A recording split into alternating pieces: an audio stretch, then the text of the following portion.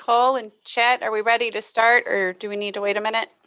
I started the YouTube live stream and you do have a quorum, Madam Chair. Okay, thank you. Good morning, everyone. Make my screen a little smaller so I can pull up the agenda. There we go. Good morning. Welcome to the February TAC meeting. I have a few welcome and introductions. So we have not really new members, but I think a reorganization of members. Brett Chardine from Powhatan County is now the TAC member, and Andrew Pompey is the alternate member. I think we're both quite familiar with both and excited to, I know I saw Brett here this morning. I believe we also, good morning. I believe we also have a few members from our policy board, so welcome to them. I think they're going to be with us this morning to listen in on our conversation about the SMART scale scoring. And so that is at the top of our conversation agenda so that they can participate. Chet, I believe the statement regarding virtual meetings has been posted. It has. We certainly would welcome any questions that if anyone has any, but we can move forward if there are no questions on the ability for folks to participate remotely. Thank you, Chet. I think the only question is how long are we going to be doing this? But I don't mind the not driving part. So thank you, Chet. So if we could have roll call and certification of quorum, Ms. Mueller. Yes, Madam Chair, thank you. Good morning, everyone. We'll start with the town of Ashland. Here. Chair Amos, thank you. Chesterfield County, Ms. Smith. Here. Ms. Walker. Here. Goochland County, Mr. Coleman. Present. Mr. Kilduff. Present. Hanover County, Mr. Vidunas. Here. Mr. Flagg. Henrico County, Ms. Meidler. Here. Mr. Yor. Here. New Kent County, Vice Chair LeDuc. I'm here. Powhatan County, Mr. Chardine. Here. Mr. Pompey. City of Richmond, Ms. Clark. Here. Mr. Bridewell. Capital Region Airport Commission, Mr. Rutledge. DRPT, Ms. Dubinsky. Mr. Sparks. GRTC Transit System, Ms. Torres. Here. Ms. Del Ross. Here. Plan RVA, Mr. Parsons. Here. Mr. Ariel. Here. Ride Finders, Ms. Tisdale.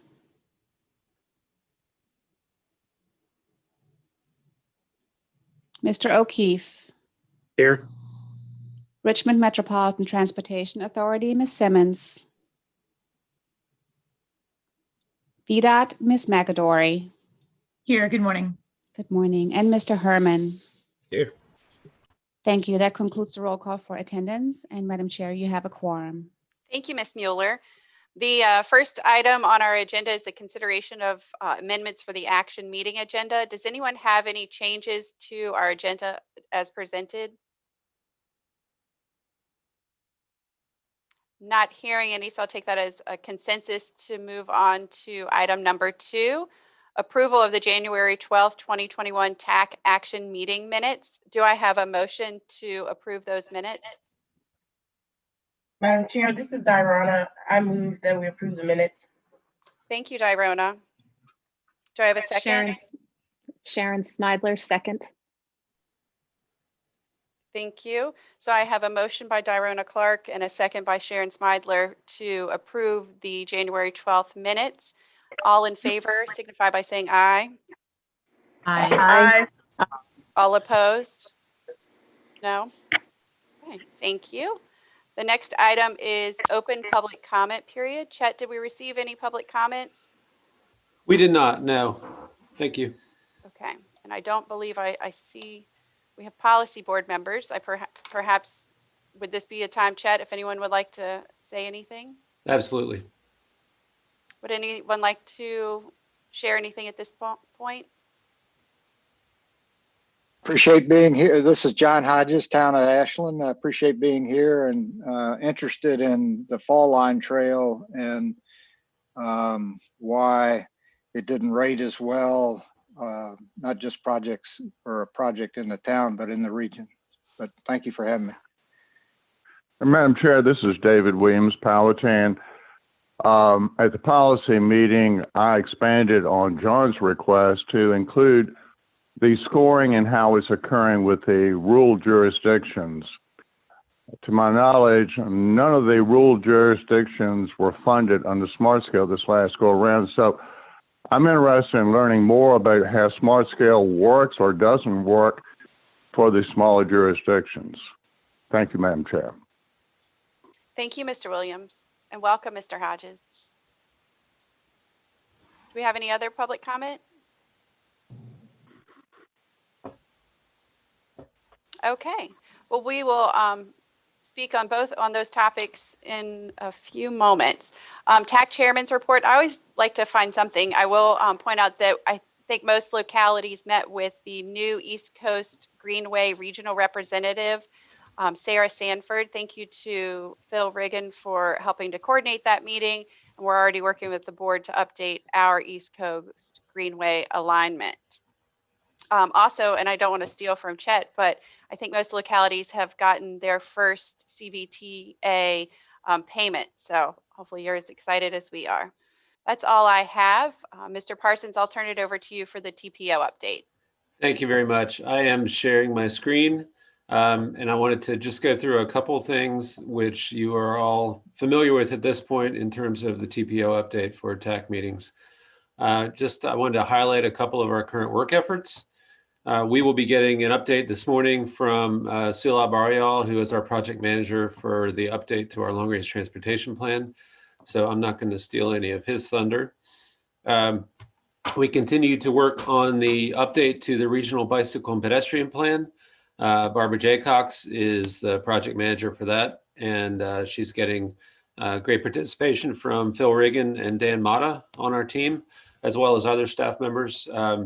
This bicycle pedestrian plan, again, we've said it before, it's an update from the 2004 regional plan, so long overdue, but this is feeding into our long range plan as well. So we're excited about having updated content and recommendations that will be folded right into our long range plan. A number of work groups have been meeting regularly.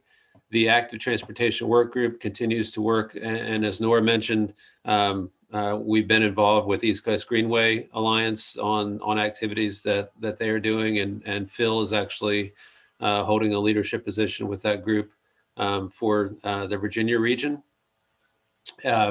We have a public transportation work group that is serving as a steering committee for a CVTA project that GRTC is leading to develop a regional public transportation plan, and that is tied to 15% revenues that go directly to GRTC and establishing priorities for regional transit expenditures. We have a Vision Zero work group that has been started thanks to the request mostly from the city of Richmond, but we've had great participation from member jurisdictions, and we're excited that VDOT has been included in this work group and is now preparing to embark on a regional safety plan, a regional action plan through a on-call consultant, and this should provide some great resources for a region that we haven't had before. So staff is very excited about this prospect and being able to include some of the findings from this regional action plan in our performance measures and our ability to use data-driven analytics to make recommendations to the policy board over the next few years. And I think the final note is that we have an RRTP CMAQ grant subcommittee that has been established this year under the direction of Miles Bushing. And this subcommittee is reviewing guidelines for project allocations and administration and policies on how RRTP and CMAQ funds are distributed and scored in the region. So this is, again, something that has been a long time coming, and we're excited about incorporating similar performance measures into RSTP and CMAQ allocations that are data-driven and less qualitative, more quantitative. Other things to raise, we have included a meeting report from the last Community Transportation Advisory Committee in your packet. I'd be happy to take any questions later on in the agenda if anyone has questions about content that the CTAC has been reviewing. Ken Lance on our team has been leading that effort and has been doing a wonderful job putting together informative agendas that bring in information from all across the region and across all modes and common interest to members. And I think that the information that's been presented is very timely and worthwhile. So I would recommend anyone here who has not sat in on a TAC meeting, you can go to our YouTube channel right now and look at any of the previous meetings. There's lots of informative content that may make your jobs easier. So I recommend doing that at your convenience. We do have, again, some updates as Ms. Amos mentioned on the membership. So that membership roster has been updated and included in your packet for your information. And then finally, CBTA update. We do have, we've been very active. Yesterday, the CBTA TAC met, and the main point of discussion, 2 points, was the update to the long-range transportation plan and its impacts on CBTA priorities for regional fund usage. Sulab will, I think, will give a highlight of some of that content, but there was a very involved discussion, which was great, and I think it brought everybody closer to understanding the complexities of the prioritization process. And again, that is on our YouTube channel. If anyone wants to go back and watch that meeting, or at least portions of it, to get a better feel for what the CBTA TAC is considering. The other item for the CBTA TAC is that the transit governance report, which is a requirement under the Virginia Code, is underway, and a consultant is selected and on board and starting their work. So we are excited to support them and work towards the delivery of a report to the Governor and General Assembly on regional transit governance by the end of this fiscal year. The Finance Committee is scheduled to meet tomorrow. The agenda is posted on the CBTA website, and I think there's lots of excitement moving forward. As Ms. Amos mentioned, the first disbursement of local funds has taken place, and that is revenues collected, I believe, through November 30th. There should be another disbursement coming up soon for funds, I believe, through the end of December. But that will be on the ticket for tomorrow's Finance Committee meeting. And I believe that is a quick snapshot of activities from the staff perspective. Be happy to take any questions if anyone has any at this point.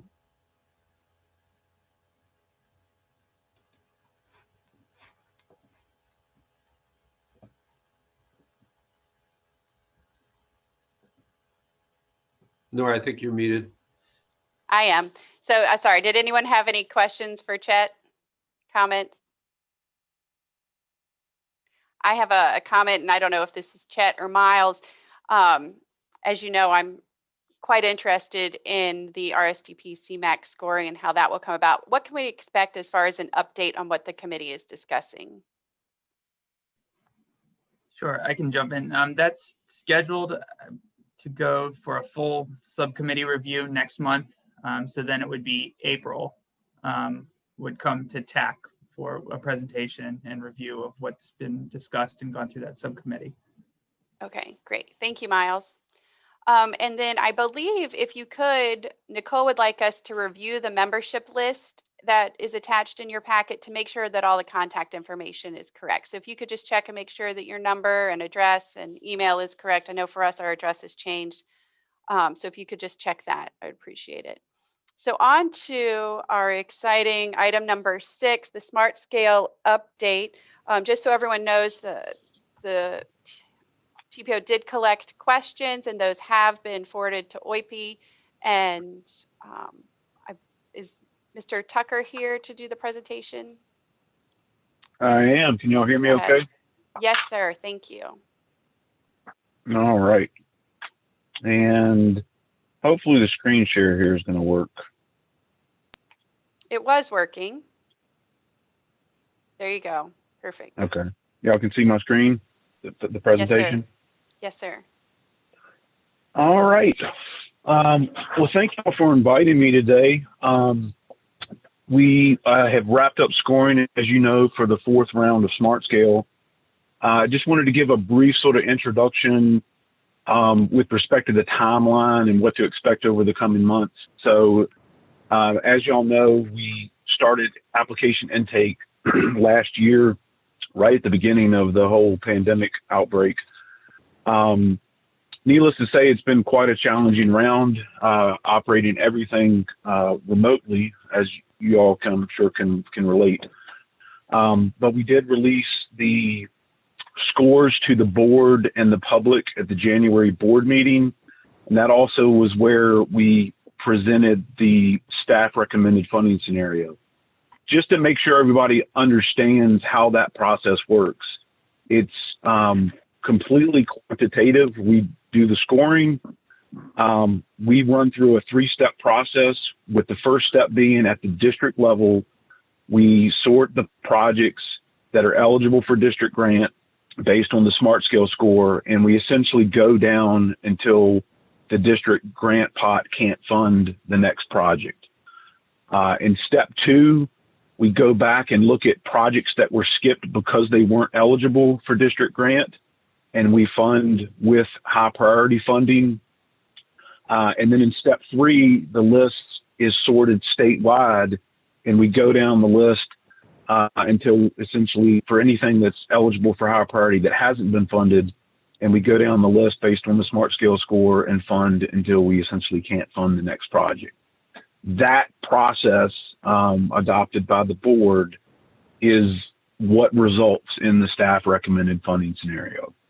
One thing I'm always quick to point out is this is a process meant to inform the decision-making of the Commonwealth Transportation Board. It doesn't make the decision for them.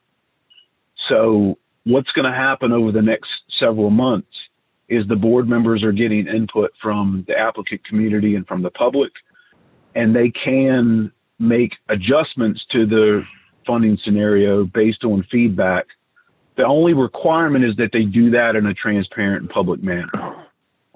So in previous rounds, the board has exercised that latitude and has made decisions to deviate from the staff recommended funding scenario based on information and that's not considered as part of the project. For example, if 2 phases of a 3-phase project have already been funded and the PE and right-of-way phase of the 3rd phase has already been funded, the board may decide, hey, let's go ahead and finish that project up even though it falls below the cutoff line. So there are other things that the board will take into consideration, and that's really what the spring hearings and I know the meetings that the board members often have with the applicant community after the scores are released. So I just wanted to give that sort of broad brush overview of how the process works, and also, you know, encourage you to provide feedback to your board member and participate in the spring 6-year program hearings that will likely be scheduled in the coming month or 2. So with that, I got from Chet, I got about, I think it was 15 or 16 questions that were submitted, and I pulled together a quick slide deck, and hopefully we'll be able to provide insight and answers to each of the questions that were submitted last Friday. So first question here is, has any consideration been given to releasing the scores in advance. That is something that I personally feel is sort of a centerpiece of how the smart scale process works.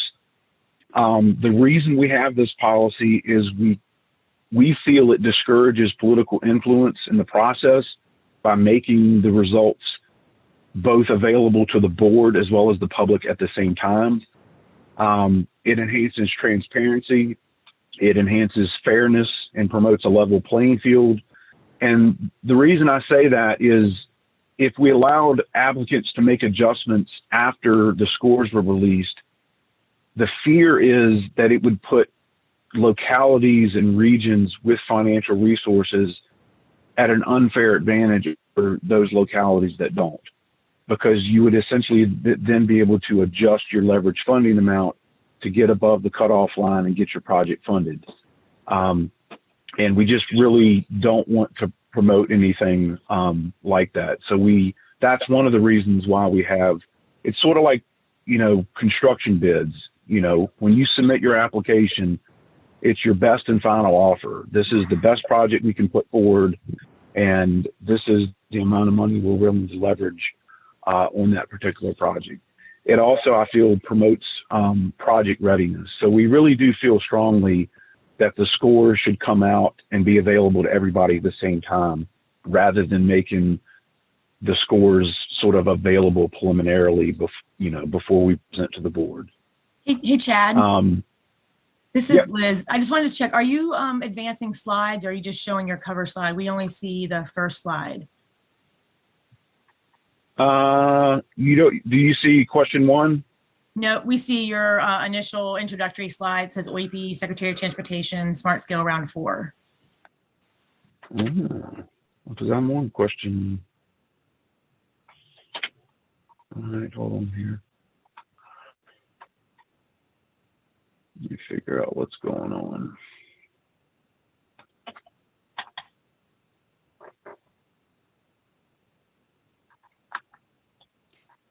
This is Nicole, Chad. If you would like, I can share and just let me know when you want to move on with the slides. All right, does that work better? Yep, we can see your presentation. It's just not in full screen, but we can see it. All right. Can you see question 1 now? Yes, and your notes. Okay. All right. Let's see here. So let's go to question 2. And this question, I believe, came from Hanover. For Hanover's current applications, how much local funding would need to be contributed in order to be awarded? Just to go back to the Mr. previous Tucker. response. Mr. Yes. Tucker, I'm sorry. It's not going. If you want to stop sharing, Nicole can share your presentation. And then when you get to each question, she'll just go to the next one. Okay. Sorry about that. Thank you, Nicole. That's okay.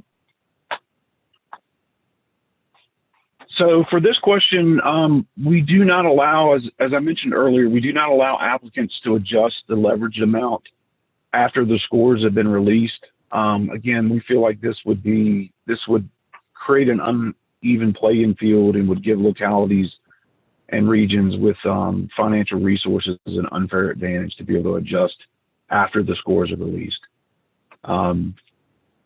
Next question, question 3, and I've combined some of these because there is some overlap on some of these questions. Did somebody have a question? Yes, sorry for interrupting. Can you take questions as you go? This is Hanover. It's whatever y'all prefer. I can take questions as we go, or we can wait to the end and do questions. It's whatever y'all prefer. Nora, I defer to you, but I had a follow-up on question 2. Okay, yeah, let's go ahead and do it. I think it would probably be best to answer them as we go, especially for the ones that are locality specific. Okay.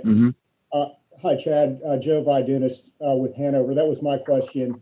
I did see after the scores were released to the CTB and to the public, there was some analysis that was done for some selected projects. The TPO shared those with us, that that used, I forget what they called it, I think the leverage amount or the buy down amount. So my question wasn't necessarily asking for an opportunity to make those adjustments before the scores were finalized, but to, as we try to get a better understanding, anticipation of the next round of smart scale, as to what the influence is, that was really where I was going with that question. Oh, I got you. And Chad, I I got can you. I can help with that. Joe, that was something that Jake and I did at the district level for a couple of hand-picked projects. And we can certainly take a look at that for you. Just the same caveats would exist. The amount that we would give you would kind of be a theoretical amount. It would only be effective for this round and this pool of projects, but it would at least give you a ballpark idea. I believe that's what you're referring to. That's exactly what I was referring to. And yes, so just a ballpark. And please don't take this comment the wrong way, but you know, as an applicant, we feel like we're dealing with or I at least feel like I'm dealing with a bit of a black box here, and that we don't have access to the algorithm to really test anything. And when this thing was put forward back when it was initiated, there was a comment made about one of the things that applicants would be able to do would be able to modify their applications to determine the best project. In other words, you could test various scenarios. And so, you know, when you say put your best foot forward, that was kind of part of the process, would be that we could test certain things as an applicant, make adjustments, shorten, whatever, eliminate, and then we would submit that. And that has never come to be. Yeah, certainly. I do know we are working on the back end to try to create tools within the portal that would allow localities and regions to do project development sort of throughout the year and make tools available that allow them to optimize their benefits and all. That does take some time to get that stuff developed, but you're exactly right, Joe. To your question, now that I understand your question a little bit better, there is a detailed project scoring calculation sheet that is available on the SmartScale website that's expandable, that shows you the actual measure values, the weights, and you can follow that across. I can show you how the final SmartScale score is calculated, and we could easily set up an Excel sheet that would allow you to play around with the leveraged amount and see the score adjust automatically. It wouldn't take long for me to help walk you through how that process works. And then you could sort of test, and that also would give you insights. I find that sheet to be very helpful in understanding where the project got points and where the projects didn't get points. Typically, my experience has been in the previous rounds, larger projects have to get a breadth of scores across the different factor areas, whereas lower cost projects can, potentially get points in one particular area, like safety or what have you, and it's enough benefit and, low enough cost that project does well. Larger projects tend to require points in each of the categories, particularly in the categories that are weighted heavily, the most heavily for that particular area type. So for example, in area type D, which is rural, you got to be getting points in safety and economic development to do well. In the Richmond region and being in area type B, it's pretty balanced across the board, congestion, accessibility, so on and so forth. Whereas in area type A, obviously congestion is the highest weighted factor area.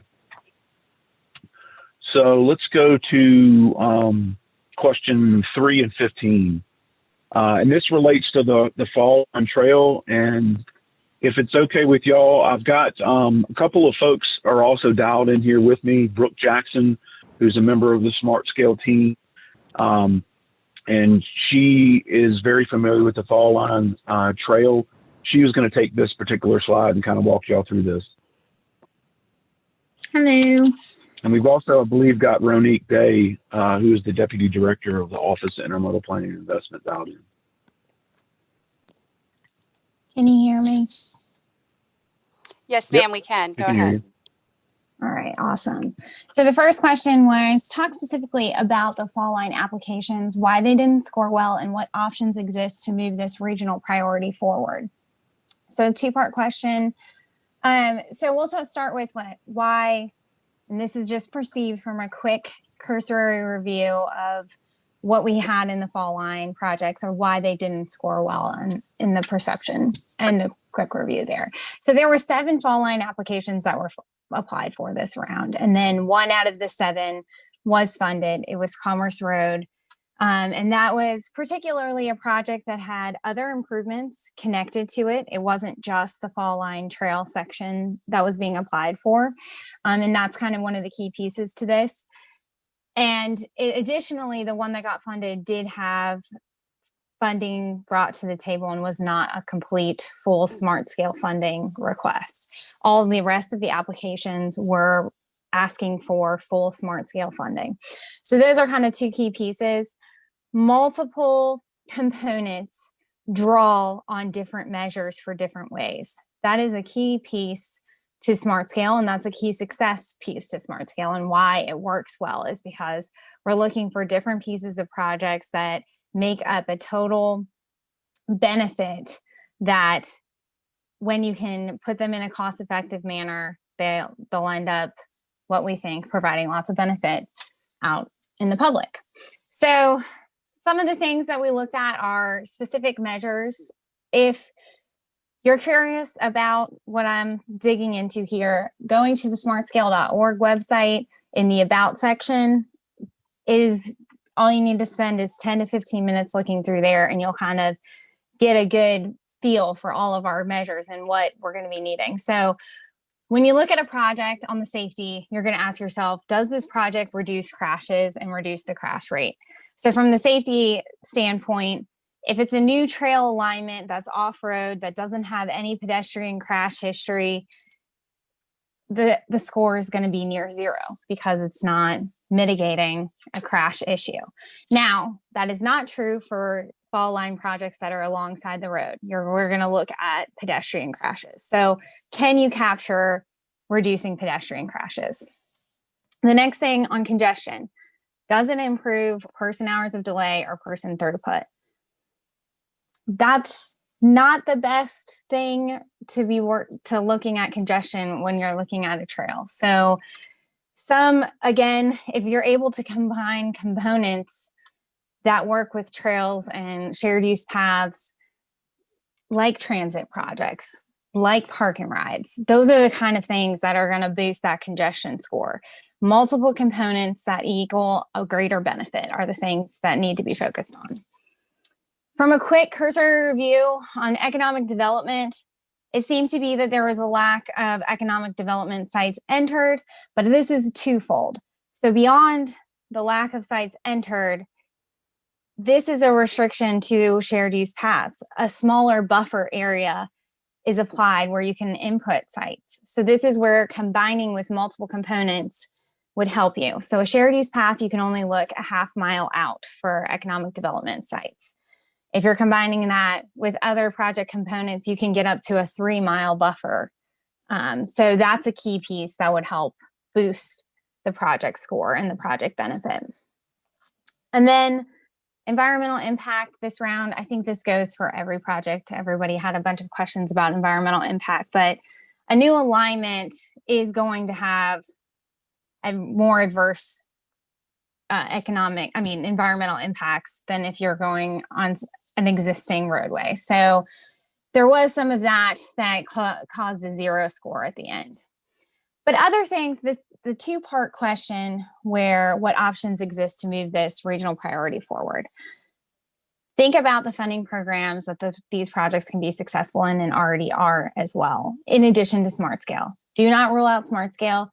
There are some tips there that I gave that could boost these projects. But 13 projects have been successful so far in TAP, revenue sharing, and the RST funds. So these projects are getting funded and they're not going to die. There's great opportunity to keep applying for different sources of funding and to keep working these through. So the second part of the question, or the second question, is what changes in smart scale scoring measures are needed to successfully fund multi-use trails? So that was actually kind of the part one that I hit there. Does anyone have any questions on the fall line applications? Ms. Brooke? Yes. This is John Hodges with the town. Thank you for your explanation. Basically, what I'm hearing is that projects that go as a significant part of the fall line trail that go through undeveloped areas away from existing roads, you get away from the multiple impact improvements, and they're going to be hard to fund through smart scale. You're going to have the disadvantage of impacting the environment and not impacting congestion or roads, even though you are enhancing bicycle and pedestrian safety, and you're supporting economic development through tourism. But that's sort of the message that I'm getting, that we should look at those sections that won't rate based on the criteria, those sections of the fall line trail that don't rate well through the smart scale criteria, should look for other ways to fund it.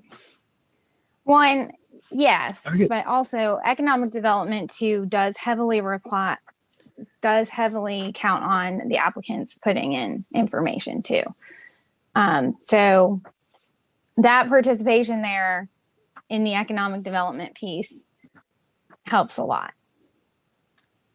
I hear you. Yeah, Mr. Hodges, this is Chad. I would certainly would not encourage the region from continuing to pursue smart scale for the fall line trail. There are a number of examples in previous rounds where projects weren't successful, and the department worked with the applicant to look for ways to reduce project costs and increase project benefits, and those projects became successful the next round. I do know that the fall line trail is a high priority for the administration, and so we're going to be looking at every mechanism we can to try to look for ways to secure funding for that trail project. But I do think there are opportunities moving forward in the next round for segments of the fall line trail to be funded. And I can commit that, the Office of Intermodal Planning Investment will definitely work with the region to look for ways to, reduce costs and look for project components, as Brooke pointed out, that could be added that would not increase the cost significantly, but could significantly increase the anticipated benefits of the project. Well, thank you, Chad. That's encouraging, and I appreciate your thoughts, and hopefully we can follow up on that. Yes, sir. Chet, did you have a quick comment? Yeah, thank you. I turned my camera on. This is a question, I think, for Brooke, maybe to clarify. So you said one of the scoring factors was person throughput? Yes. Is that correct? So, and my assumption is that's based on single occupant vehicle throughput. Is there any consideration for future rounds to have some kind of a factor for throughput on a trail or something that is not a highway? So throughput, the way throughput is calculated, it does include single occupant vehicles for highway projects, but for transit and bike projects, and also we estimate the number of non-SOV users that will be using that facility. And so that's how bicycle and pedestrian projects, as well as transit projects, are able to get a throughput score. The way that the throughput is calculated is based on the population density in and around the project, which correlates heavily with the number of people that would be walking along that corridor. So that's how the number of pedestrian users are estimated. And then for bicycle users, it's really based on the traffic volume of the corridor adjacent to the trail. So we calculate throughput. We specifically designed it so that it was multimodal and that we were capturing all users in that calculation. And that calculation also does feed other measures that are scaled by the number of non-SOV users that the project's going to support. So bicycle and pedestrian projects tend to do well in accessibility because you're improving access to other modes. Okay, that's helpful. And is that based on is the throughput some type of a ratio to the capacity, or is it more of a raw number? It's for when we estimate for sidewalk projects and shared use paths, when we estimate number of pedestrians, it's based off of I think it's the American Household Survey. It's data that came from the survey that essentially correlates the number of pedestrians to the population and employment density in and around the facility. For bicycles, there's not as much of a correlation with population density because people like to ride bicycles on roads that don't have as much traffic and aren't as busy. So what research has shown is that typically the traffic volume, we'll use the traffic volume as a sort of a proxy to estimate the number of people that would bicycle along a particular corridor. And so that's how we come up with the number of non-single occupant vehicle users that would benefit from the investment. Okay, thank you. Yep. Any other questions or comments on this question? Okay. I kind of following up on some of the discussion we've already had, and this is the same frustration I kind of have with the RSTP and CMAQ because it's very boxed in. For example, with the safety, you mentioned pedestrian crashes, but if you're on a road that's not desirable for pedestrians or bikers, you're not going to have that information to use. And I understand you're talking about perhaps, putting those facilities in line would score better. But for us, for example, we have a road that pedestrians and bikers don't want to use, but if we gave them this trail, less people would drive, more people may bike into the city as opposed to driving on that road. And then the same thing for the environment. I understand that it may be adverse to build this new trail, but other option is to expand the existing road to put bikes on, because if it's an existing road that's not safe and doesn't have facilities, multi-use paths, it needs to be built anyways. And at least this one would make it safer by being off-road. And so how do you make it, I guess, less quantitative almost? That's a good question. I mean, it certainly, no process is going to be perfect, and we will be the first, and we've admitted each round. Each round we look at what came out the other end and what makes sense, what seems to not make sense, and we will go through a sort of a deep dive and a lessons learned, going back to the board, pointing out to them things that we think look odd or projects that don't seem to be, our methods don't seem to calculate the benefits you would expect. And we look to make sort of incremental changes from round to round. And I don't anticipate this round will be any different. We'll look at, the cohort of projects that competed this round, what came out the other end, and are there any biases or any areas that we need to enhance our methods. And so really it's feedback like this that helps inform those. I will say bike ped projects have done very well under Smart Scale, both bike ped and transit in general. A project not getting funded in Smart Scale doesn't mean it's a bad project. there are consequences to limited resources, and we had, I believe it was $7 or $8 billion of project submissions this round, and we only had, I think it was like $1.5 billion to distribute. So at some you can't fund anything else in the cohort, and so there are a lot of good projects that don't make it to the staff recommend funding scenario. And there's certainly things that we need to look at, I think, from a scoring standpoint each round to look for ways to improve. But I guess I wouldn't interpret a project not getting funded as it's a bad project, or I think really it's just a consequence of limited resources. I appreciate that. And I think, and my team members here would know better, a couple of rounds ago, I think we were complaining that there were too many bike ped projects being funded. So now that we all have these projects that we thought we were working into the system. So we appreciate you taking our feedback each round. I think it's helpful for us to talk through it, but I will let you move on to the next question. So we're not here. All right. So the next question 4, why are rural county projects like Powhatan's not getting funded? Rural projects have been successful. I know Powhatan got a project in round 2, projects in round 2 and 3, or a project in round 2 and 3.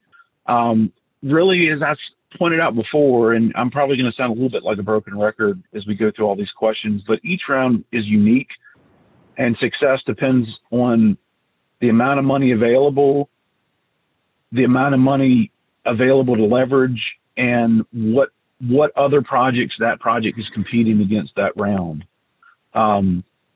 So in addition to rounds 1 through 3, we funded projects in Charles City, Prince George, Dinwiddie, Hanover, Goochland, New Kent, and in this round there are projects in Brunswick, Mecklenburg, and South Hill. So rural projects are being funded. One of the things that's a little bit challenging in Richmond in particular, and I know Liz can attest to this, Richmond District by far has the most projects submitted of any district. I think there was over 80 projects submitted, which is like 20% of the projects for the entire state. So one of the things I would encourage the region to do is really focus on the things that are priorities. And I know this is tough when you see your neighbors submitting the maximum limit and all, but I guess what I would say is that don't submit projects you don't want funded, because the more projects you submit, the more things are competing for that limited amount of money. Be sure that you're putting your best foot forward, and putting forward your highest priority projects. But I do think rural projects, if you look at it, particularly from a statewide perspective, rural projects do compete and are successful. It's not as if all the money's going to the urban areas.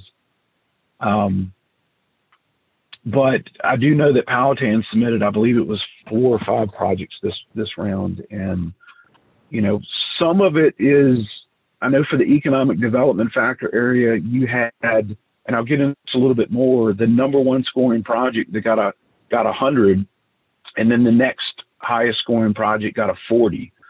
So you had that mega site out there at Berry Hill, which just, sort of dwarfed everything else. And we've seen that occur in previous rounds, like in congestion, where I-66 outside the Beltway sort of suppressed the congestion scores for the rest of the projects throughout the state. And so it looks like that's kind of occurring with that Berry Hill extension project, where you just got a significant square footage of development, pending development. Not sure, hopefully that gave some insight. Madam Chair, David Williams, Powhatan. Go ahead, Mr. Yes. Williams. I'd first like to thank you for the presentation. I've already gleaned a great deal from the information that's been put forward this morning. But going back to my neighbor, John, over in Hanover, I think it'd be extremely beneficial for the localities to have the spreadsheet you referred to be able to do the modeling of projects, to be able to better understand what has a chance of coming out the oven.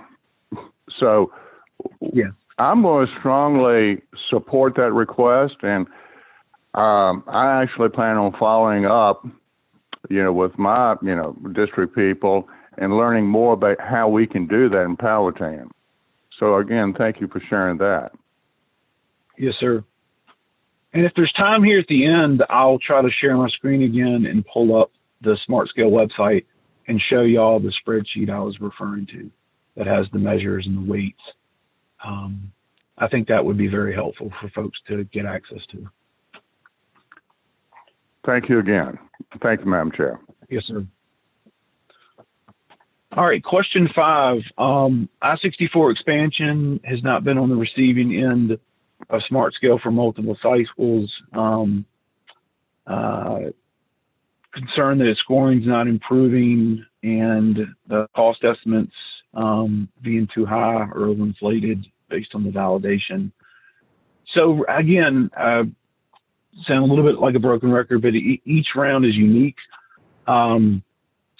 Interstate Funding, the portion from 295 to Bottoms Bridge was successful. We're currently working with VDOT on an I-64 corridor plan similar to what was been done on I-81 and I-95. As y'all know, there's dedicated funding set aside for I-81, I-95, I-64. That's one of the last stretches that really is in need of significant capacity expansion. A lot of the other things along the corridor are interchange improvements or spot improvements for safety or XL decel lane. So I would hold tight and let's see what comes out the other end of the I-64 corridor study. We run through an abbreviated version of SmartScale that focuses on congestion, safety, and the access to jobs. So that'll be coming out in the next several months. There'll be public involvement on that, but I see that as being a potential path forward for investments to 64 east of Bottoms Bridge, between Bottoms Bridge and Williamsburg. A lot of the other big expansion projects for 64 have already been funded. Chad, question 6. Yes. This is Chad. Just a note for you all, and I know Liz and Jake are well aware of this. The estimates that were done for 64, we think were inflated because of some requirements on each, because we did 2 legs. So just want to make you aware of that. Yeah, and I'm glad you brought that point up, Chad. Because there was a little bit of head scratching on our end on how to handle the situations. The 64 project east of Bottoms Bridge was broken into an eastbound direction and a westbound direction. When doing the cost estimate validation, our environmental folks that handle our air and noise section, environmental, indicated that you could not fund the sound barriers just in one direction. That federal law and NEPA process was going to require you to fund, even if eastbound got funded, you'd have to build the sound barriers for both eastbound and westbound direction. So it created an odd situation where board policy requires projects be fully funded. And the only way we had to hedge our bets, if you will, of what if only one of those projects get funded. It needs to be an estimate that can move forward and be whole. Now, the plan was if both projects got funded, we were going to adjust the cost estimate accordingly to reduce. But it ended up causing us to essentially double count the sound barrier estimate for each project. And maybe that wasn't the right decision, but we were concerned that if only one direction got funded, you would essentially have a big gap in funding that would have to be made up. So we certainly, I think that's something we need to look at of how to handle those particular situations where a project is broken up into two separate projects, one in each direction. But that's the reason why that decision was made. Yep. All right, question 6. Do we anticipate any additional funding similar to last year? Last year was, or last round, excuse me, was a little bit of an anomaly in that Congress passed some additional funds in February that allowed us to update the cost estimates, and a significant amount of additional funding came available after the draft recommended funding scenario came out in January. We don't anticipate that to happen again this round.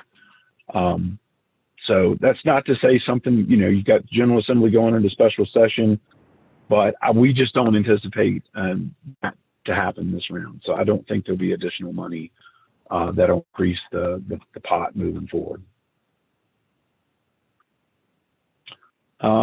Question 7 through 10, a lot of this relates to how much is there money available? There's money left over in district grant, there's money left over in high priority, and could it be used to fund the next projects on the list?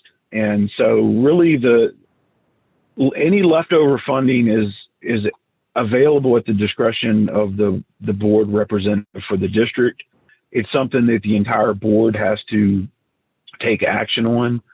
We typically encourage the board to retain some funding in case there's a cost overrun for a project that's funded, to be able to cover that. But the board can and often does leverage its just discretion to figure out ways to leverage that money to fund projects that weren't on the original staff recommended funding scenario. So I would encourage you to work with Carlos and, provide feedback on projects that weren't in the original staff recommended funding scenario that you feel could be funded with the remaining money in district grant and high priority.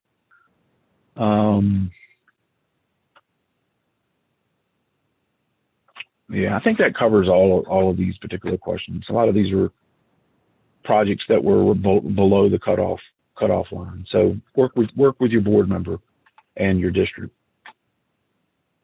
Question 11, are there any changes being investigated to improve how cost estimates are validated across the state? Overly risk adverse estimates have an impact. This is an area we've gotten feedback each round, but particularly this round. Smart scale, we're always doing process improvements. Cost estimations are really separate from the smart scale process, and that's VDOT and DRPP validate the project estimates. I do know VDOT has put a significant amount of time and resources in looking for improved tools. They developed a cost estimate workbook, a risk-based approach to contingencies, and we're always looking for ways to improve methods related to cost estimation. One of the things we're also trying to work on at the policy level is working with the board to put more focus on cost estimates at the program level as opposed to at the project level. Because if the expectation is that, we don't want to blow estimates, it puts pressure on increasing the contingency and risk built into those projects, which, as this question points out, affects the smart scale score. So it really is honestly a balancing act. You want to try to get the cost to be reasonable with a reasonable amount of risk built in. One of the things, and I think one of the things, the next question 12, that we've got a lot of feedback, particularly from the 3 main urban areas, Hampton Roads, Richmond, and Northern Virginia, where there is a lot of local project administration, is this round, we implemented a policy where every project is going to assume to be state maintained. And we certainly are open to process improvements. But what our observation in previous rounds have been is that by not giving all the cost estimates the same level of scrutiny, we were creating an uneven playing field where localities that could locally administered projects could come in with a much lower cost estimate, get funded, the project comes in over, and they could say, well, we'll cover that with our money. So it was essentially allowing them to adjust their leveraged amount after the fact. And there's reasons looking at the data as to why we put this in place. And hopefully these next slides will give you all a little bit of insight as to what we were looking at from a statewide perspective and why we made that call. Slide 11, this is the project performance before Smart Scale and then since Smart Scale has been implemented, as far as completing projects early and completing them on time. And similarly with on time and on budget, if you look at the numbers, and again, this is a presentation I gave to the board in, I believe it was July of 2019, as we were just making recommendations on enhancements moving forward. You can look here at the locally administered projects versus VDOT administered projects, and this is for project development. The on-time performance and on-budget performance of VDOT versus locally administered projects. And VDOT was able to meet the targets set by the board, whereas locally administered projects were not. The next slide is a little bit more telling. This is on project delivery. So this is actually projects going to add. Locality projects were only on time 57% of the time and on budget 57% of the time. And so there's a history of locally administered projects coming in over budget or not being on budget. And so that was one of the main reasons why we advocated and the board agreed that we should treat every project as if it's VDOT administered, given VDOT's higher track record of coming in on budget than locally administered projects. Now, that being said, we're definitely open to working with the applicant community to make adjustments. One area where I see we may be able to work with y'all is consider that a project could be locally administered for the PE and right-of-way phases, because localities, if they're willing to put their staff, to do the preliminary engineering to, cost save, or I understand that there are right-of-way negotiation tactics and techniques that localities can utilize that the state can't utilize, which could result in right-of-way savings. I think perhaps considering that in the PE and right-of-way phases would make sense. I think the construction phase should be consistent from one to the other because it really should be quantities-based anyway. But localities can see a significant amount of cost savings in the PE and right-of-way phases, and that may be an area that we should look at moving forward. But I did want to give the background as to why that policy decision was made by the board.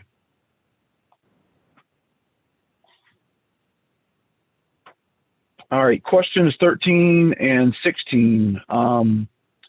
Any consideration being given to modifying the land use factor to capture the project's ability to improve land use? And then some measures are disproportionately impacting the outcomes. So we conduct, as I have said, we conduct a deep dive after every round, and we're always looking for ways to improve. After round 3, we did recommend, in addition to tweaks to the weighting for congestion and safety and other tweaks, we did recommend changes to the weight of the land use factor, because what we were seeing was a good number of projects seem to be getting all their benefit points from that one factor area. So this round really is going to be no different. That is something we're going to look at, and we'll be going back to the board to determine whether or not any adjustments need to be made to that particular factor area. I agree that has been a challenging area. We're trying to, I think the premise of that factor in those measures is we're trying to encourage mixed use, walkable communities in areas types A and B.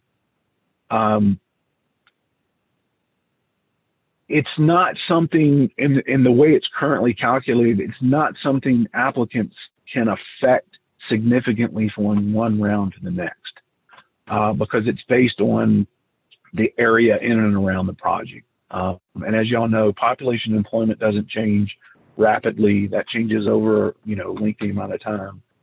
So it is an area that I think we need to look at, and we need to work with the board to make sure we're encouraging things that the localities can affect from one round to the next. And you're certainly not going to increase your population and employment density significantly in a 2-year period. So that is something we're certainly open to improvements, and recognize there, as with any process, there's strengths and weaknesses. And then let's see here, I think the last question, question 14, the economic development factor does not sufficiently account for proposed new development, redevelopment in advance of approved plans. Based on smart scale project funding and delivery, this often results in a lag effect. Are there other measures that can be used to capture economic development benefits to better align project delivery with development schedules? I guess I wondered, I'm not sure who asked this question. I would like a little bit more background or explanation just to make sure I understand the question correctly. Do we Chet, have do any you know who takers? asked that question? This is Sharon with Henrico. We had asked the question, Henrico had, and Todd, feel free to jump in to clarify. But my understanding was, like, if we have a certain new development coming in, but we can only submit approved PODs or plan of developments, then how does it score if we have like a big development coming in Henrico and and our project is near it, but it doesn't affect for that upcoming denser land use? Okay. I will tell you, the economic development factor is one of the probably most challenging factors that we've dealt with from a methods standpoint. The approach that we've tried to take to it is the further along in the project development process you are, the more weight you get. So zoned only has to be adjacent to the project and will account for a certain amount. If you then have a submitted site plan, you're going to get more weight or more points applied to that square footage. And if you have an approved site plan, you're going to get more points than that. And so sort of how far along the development is depends on how much, dictates how much weight we put on the square footage that's submitted. And that being said, we certainly hear criticism of this particular measure. And one of the things I hear is, well, that project did well in economic development, but that economic development it was getting points from was coming regardless of whether or not the transportation investment was being made. So you'll hear that on one side, and on the other side, you'll hear, why aren't we giving points to things that are purely speculative? You may have areas that, have been trying to attract development for the last 20 or 30 years. And so it really becomes sort of a balancing act. And I think the methods point towards things that are further along in the project development process, but the weighting also weights that factor area higher in the rural areas. And so we try to strike a balance. we certainly are open to any suggestions y'all have on how to approve this. Chad?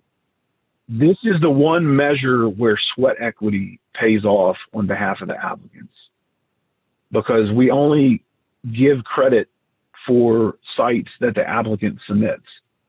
And so I am familiar with one project in particular in Henrico where you didn't have detailed site plans, but there is a pretty significant pending development coming. And,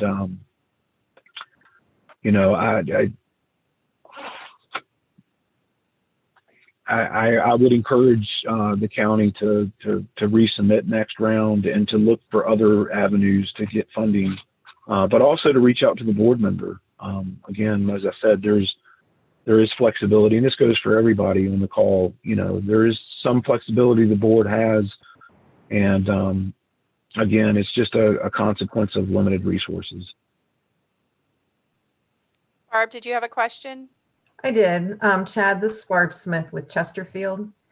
I'm in the group that thinks it's backwards, that the submitting approved site plans, those are going to be built even before this project's built.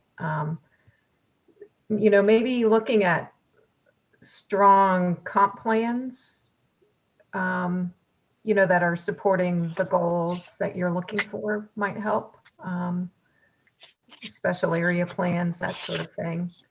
I hope that you will kind of work to refine the economic development measure, because I think it's off balance. Okay.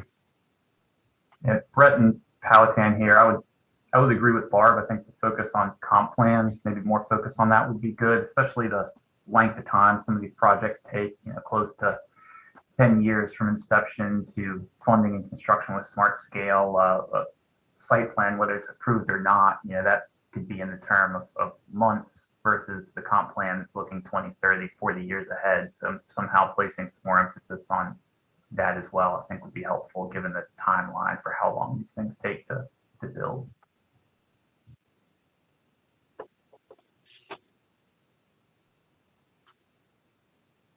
I agree. Any other questions or comments on this question? Okay. Mr. Tucker, was this your last question? Did you go ahead? That was the last question that I got. So I guess I would just open it up to any other questions that folks have. I know that's a lot of information to digest. One of the things that's been suggested that I think is a good idea, we did a lot of training and all in the earlier rounds of Smart Scale. And as the process sort of stabilized, we focused the training in recent rounds, this round and previous round, more on the portal and how to submit an application, and less training on how the Smart Scale scoring process works. And in hindsight, I think that's a mistake. I think we should have training both on the portal and the process, because there is turnover in the localities and the regions, and there are new faces. And my experience has been, the more you understand how the methods and how we calculate the benefits, the more information you have to adjust your projects and make tweaks to enhance your ability to get projects funded. So one of the things I will commit to y'all and to the rest of the state is, between now and the next round, I really would like to do a more deeper dive, do some recorded sessions of really walking y'all through how things work on the back end. I think somebody had said something about a black box. We try to be as transparent as possible. But to give you an example, on the congestion side of things, for the volume delay method we use in the CapEx sheets for intersection improvements, I got Jared to run some quick stats a couple of weeks ago, and there are, I believe it was 1.5 million individual inputs for this round that go into the congestion sheets. And so it's a pretty complex beast, but it is, I think the underlying methods are very straightforward. The data inputs, you know, it take time to get put in and get validated, but the methods themselves, I think, you know, I would like to do some more outreach and more training to the regions. And so I will offer that, and we'll try to get that scheduled in the coming months.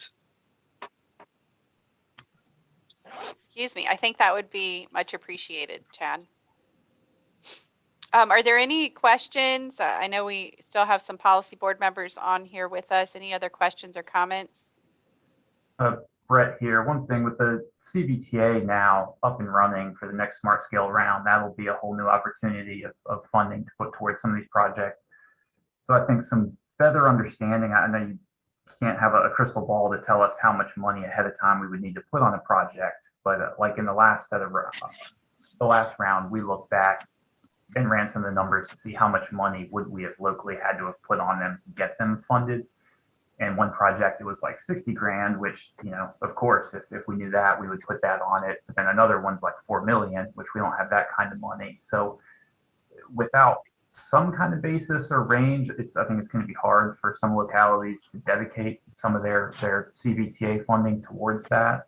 So I don't know how we get a better understanding of, for a certain project, you know, at least a ballpark or a range that, you know, we might want to put 500,000 on this project. I think something like that would be helpful, because this will be a real opportunity, but I think we're going to struggle to dedicate money if we're just completely taking a shot in the dark at how much. No, that's certainly understandable. I know that question comes up after each round. You know, can we create some tool that would allow you to, you know, calculate the benefit score and give you some insight? The problem, the way the rounds work is for each round, your project is essentially competing against all the other projects in the state. And so what we do is, let's use delay as an example. Let's say the #1 project in the state is reducing delay by 1,000 person hours. We create what's called a normalized score, which will give that project 100 points for that measure. And then everybody else is prorated off of that. So a project that had 500 person hours of delay reduction is going to get 50. A project that has 250 person hours of delay compared to the highest score, you know, highest measure of 1,000 is going to get 25 points. And so each round really depends on what you're competing against.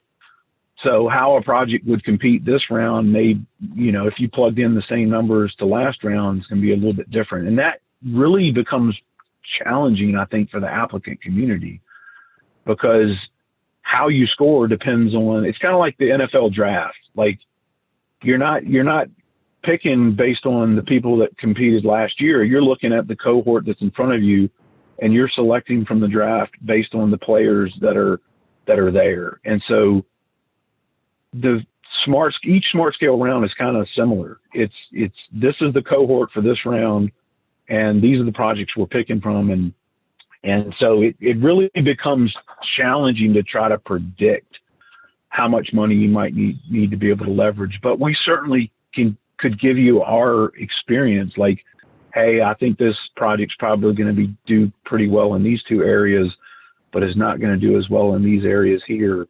I think there may be some insights we could give you to guide your decisioning on leveraging. Yeah, now that we have 4 rounds of history to go back on, you know, crunching some of those numbers, you could probably say, you know, on average, projects that locally put 15% of the total project towards it had a better chance or something. Certainly not project specific numbers. I know it's too complicated, and each round is based on what you're competing against, but maybe based on prior history, generally projects that put at least X% of the total project cost locally. No, there's some trends. Yeah, that would be pretty easy to do a pivot. We could probably pull together a pivot to say, you know, these are the projects that were successful these rounds. And like you said, what was the average leverage percentage? That would be some fairly straightforward statistics that could be run. And Chad, the other piece of this is the $1 million question is, what is the funding pot going to be? I mean, if you look at our Yeah. funding this year as compared even to last round, is it drastically different? And we don't know those numbers. I mean, we didn't see them until one day before we went live. It's meant to be that way so everybody is protected. So that in itself is something that we're always going to be chasing, because that number directly impacts opportunity and chances for projects to get funded. So those pieces are not decided. Rankings versus other projects and normalization to other projects, and the denominator, the pot that we have. Yeah.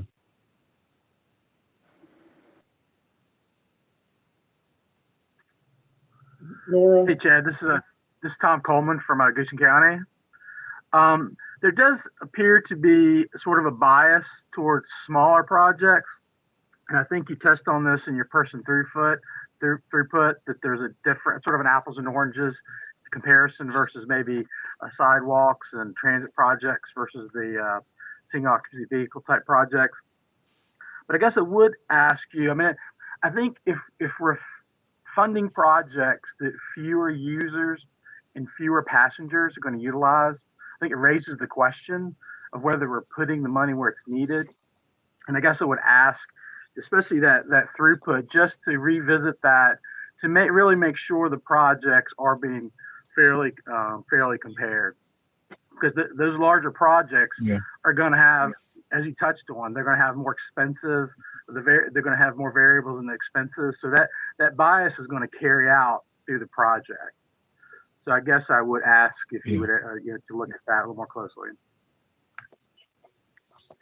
Yeah, I mean, there certainly is incentive with the denominator being the requested amount. There's, incentives to make the projects as cost effective as possible. One thing I would encourage you, and that again, that's something we look at each round. Is there any inherent bias to one type of project versus the other? But you got to look at it from the standpoint of, you might have one $100 million investment versus a $10 million investment. All right. You got to look at it from the standpoint of, what is the best use of that $100 million? Fund this one $100 million project, or if you've got $10 million projects that are, result in a cumulative benefit that's greater. In other words, you're reducing more crashes by focusing on. That's kind of what's going on in the math. That doesn't mean that bigger projects can't be successful, but my experience has been larger projects, 30, 40 million plus, really have to be getting points across the board. They can't be just single occupant vehicle projects that are only giving you a delay in throughput. They've also got to have targeted components to reduce crashes and reduce crash rate and crash frequency. They've got to have economic development. They got to be supporting access to jobs. So I feel like the higher up you go in the cost, the more you got to make sure your project is well-rounded and is maximizing its points across the different factor areas. Joe, And I I do think that CVTA having funding is going to be very helpful, because you'll be able to, as a region, decide where you want to leverage your CVTA funding and your local CVTA funding to try to, improve your success. So. All right. So Joe, you Sorry. sure? Yep. Okay. Joe's going to send a question, chat offline. I've written something down as well. I'll send you. And you had mentioned the smart scale spreadsheet. I don't know that we have time to share that this morning, but if you could share it with Nicole or Chet, and they can send it out to us, and they can make sure the policy board gets that as well. I think we may have already seen it, but we'll make sure we send it out. Yeah, and I'll put a link in the chat. Yeah. Okay, that's perfect. Thank you. We are spending a good bit of time on this, but I think it's beneficial to everyone. Does anyone have any other outstanding questions or comments? If you could, Chad, if you don't mind sharing your email address, if we could send you some questions, and Chet may want to get CC'd on those just so he knows what we're discussing. Sure. You can include that in the chat. That'd be great. Thank you. All right, well, we're going to move on here. My agenda back up.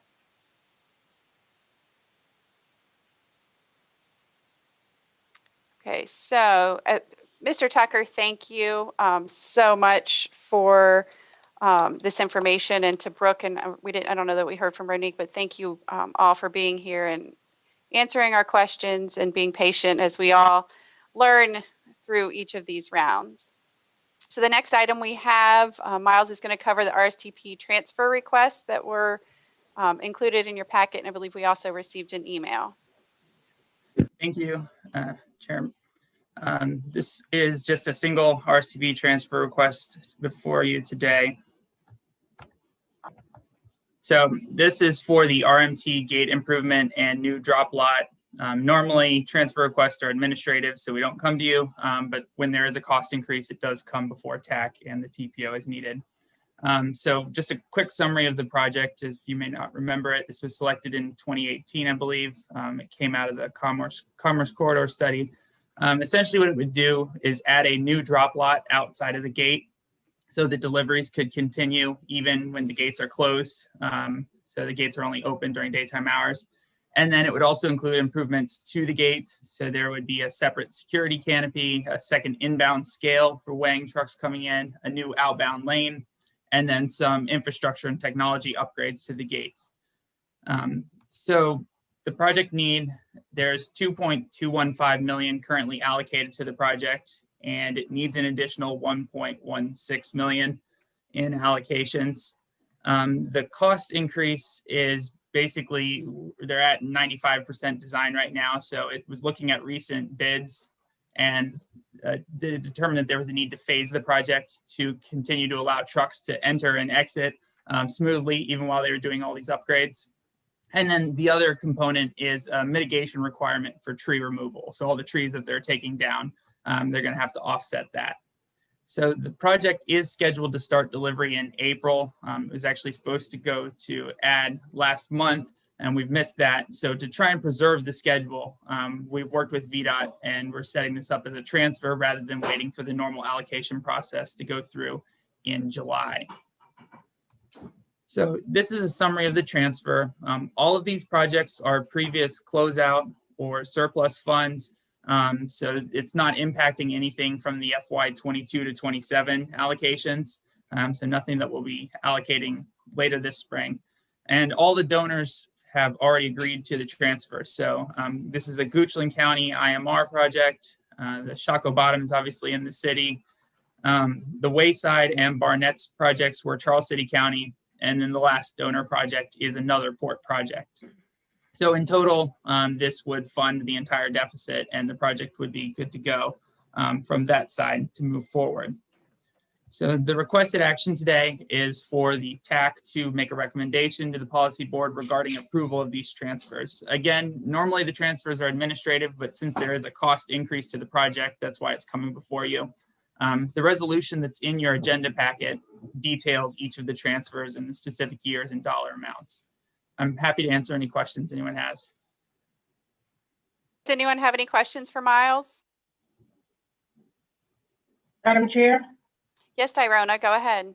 Yes, I make the motion to transfer the surplus funds, well, a recommendation to the policy board regarding approval of the transfers, which are the surplus from completed projects, to the UPC 113832. Thank you, Tyrona. Do we have a second? This is Liz. I'll second. Thank you. So we have a first from Tyrona Clark to recommend the transfer of additional funds to the UPC 113832, and a second by Liz McAdory.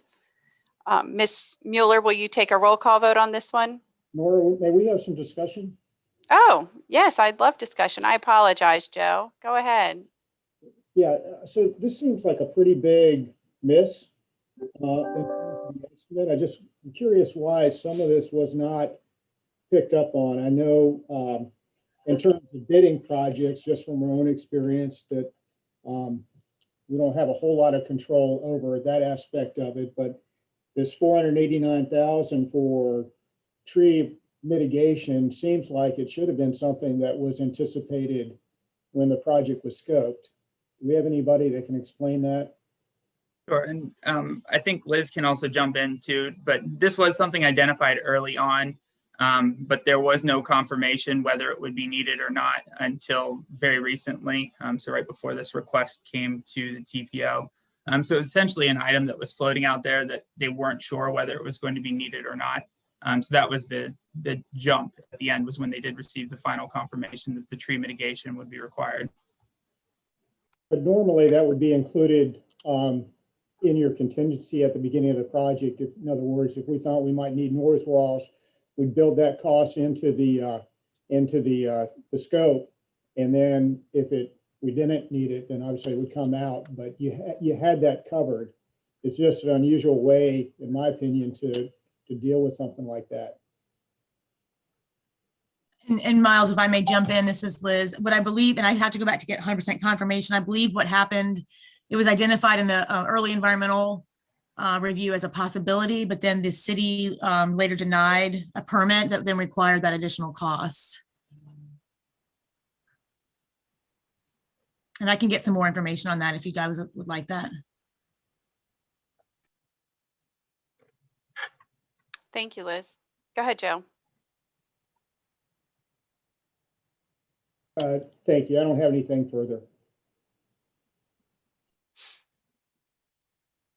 Does anyone else have any comments or questions?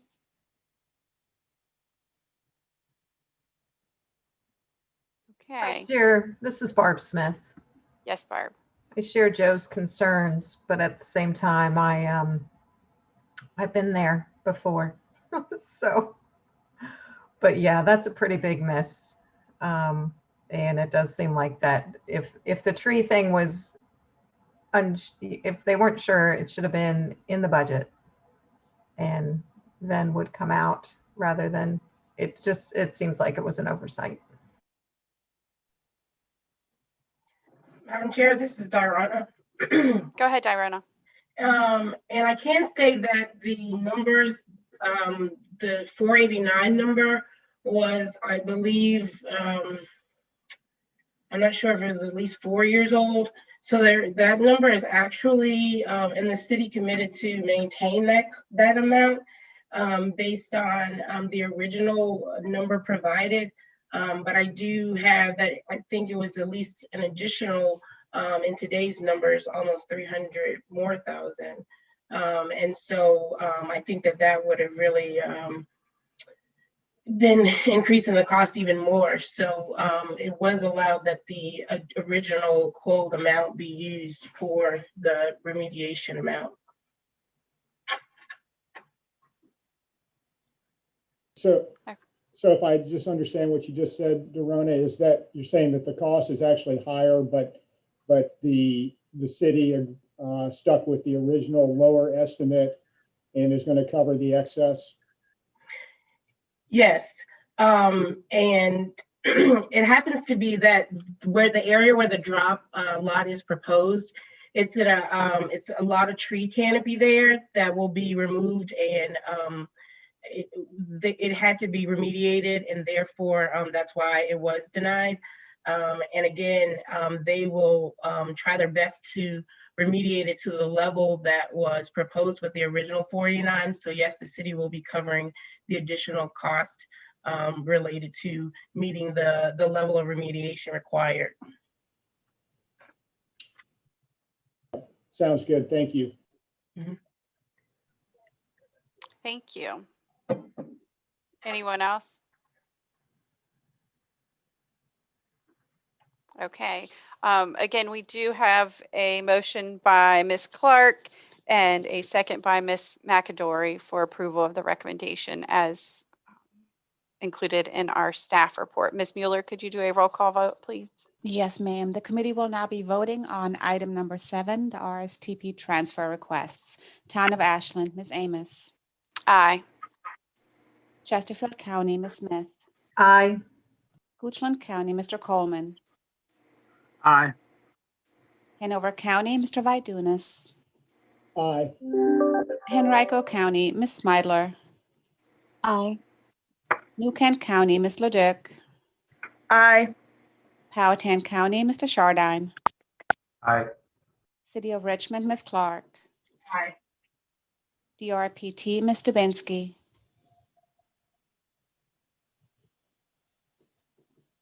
GRTC Transit System, Ms. Torres. Aye. Plan RVA, Mr. Parsons. Aye.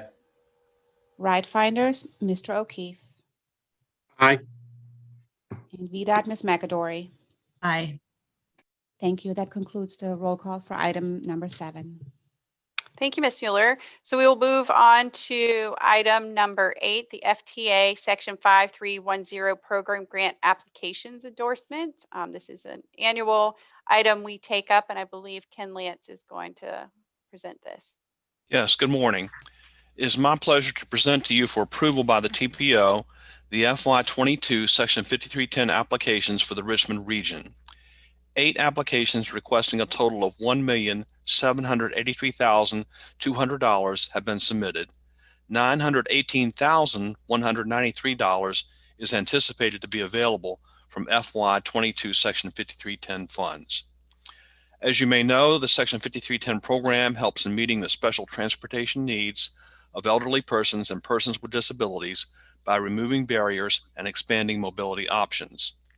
I would like to request tax approval of the TPO's proposed resolution of endorsement of the following Section 5310 applications listed on page 21 of your agenda packet.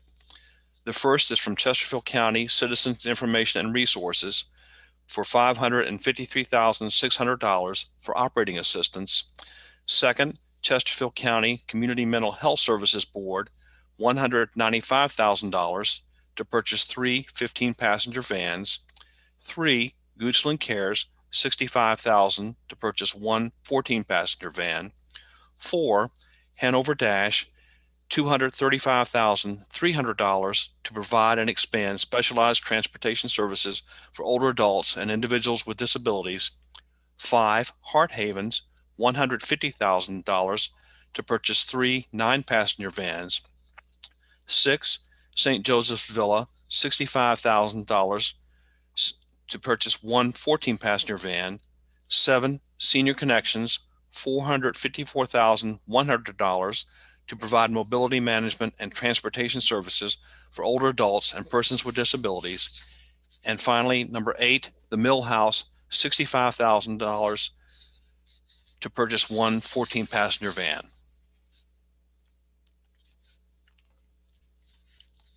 Thank you, Ken. And I don't believe Tiffany Dubinsky is on the call this morning. Is there anyone with DRPT who would like to comment on this? Chet, do you know if anyone's on the call? I believe Tiffany had to leave to catch another call, but Okay. My understanding is that DRPT is fully in support of all these and is aware of all the applications. Okay, thank you. And so as was mentioned, there is a resolution of endorsement in your packet. Is there any questions or comments for Ken about these projects? Chair, this is Sarah. Go ahead. I just have a quick question. What's the framework for selecting the I guess the people that will get funded the grant award? Right. DRPT has a hierarchy, and unfortunately I don't have it right here in front of me, Ms. Clark, but they do have a hierarchy that they go through in terms of allocating the funds, and I think that typically the first priority is for replacement vehicles, for vehicles that were previously acquired under this program. In other words, if there's a 5310 applicant who had previously received a grant some years ago, and now their vehicle is worn out and they're applying for a replacement vehicle. I know that that is usually at the top of the list. And then the list works on down. And I believe I'm correct in that new vehicles, more or less tend to fall at the bottom. I'm sorry we don't have a representative from DRPT on the call with us at this point, but they do have a, I can. a Sorry, hierarchy. I just Oh, you're signed there. back on. Yeah, I Oh, had good. internet issues. Okay. So first for this request, usually we ask all of our applicants for 5310 as part of our grant application process to submit to their MPOs their intent for application, and then we ask an endorsement. So this is kind of that initial endorsement as we closed up the grant application cycle on February 1st. 5310 is a little different than some of our other programs in terms of how it's administered. But to Ken's point, it really is kind of dependent on the available funds, and then it's kind of there's a scoring process that goes in from our 5310 program manager. Dorona, if you would like a little bit more information about that, I'd be glad to reach out to our program manager for that, and she has I think a guidebook or some guidance on how 5310 grants are administered and evaluated through their grant process, if you have interest in that. Yeah, I was just trying to figure out how we got to this selection, being that we are making a recommendation that's already chosen. And so, as you say, that the endorsement of the projects, did DRPT provide the MPO with this completed list? No. Or did the MPO take the list, the 1.783, and then determine that these were the projects that would be funded? These are not, as of right now, have been endorsed for funding. This is for approval for kind of the application process. So in order for them to be awarded, they need to have the MPO endorsement. And all these applicants, they submitted on behalf. So nothing came from DRPT or from the TPO in this example. So any agency that's within the MPO boundary that does apply for 5310 has to submit a letter of intent to the MPO. Ken, if you want to elaborate on the TPO side about your process a little bit more, but all these applicants are kind of initiated on their behalf. So this doesn't come from DRPT. Yeah, I got it. I understand that. And so this actually does represent the 1.783, Ken? This represents, yes, the total dollars there, if our arithmetic is correct, is $1.783 million. Okay. And DRPT, the last information they had submitted to me, they indicated that was only about 918,000 available. So it seems that not all of the requests will be fully funded, but that will be up to DRPT to work through as part of their process. But they do ask, for our endorsement. So today we're asking TAC to recommend to the full TPO the endorsement of these applications. Okay, Madam Chair.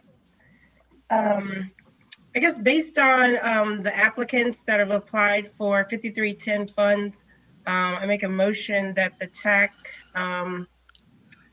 move for a recommendation to the RRTPO Policy Board for approval of the resolution for these applicants to apply for funds or receive funds. This is Barb Smith, second.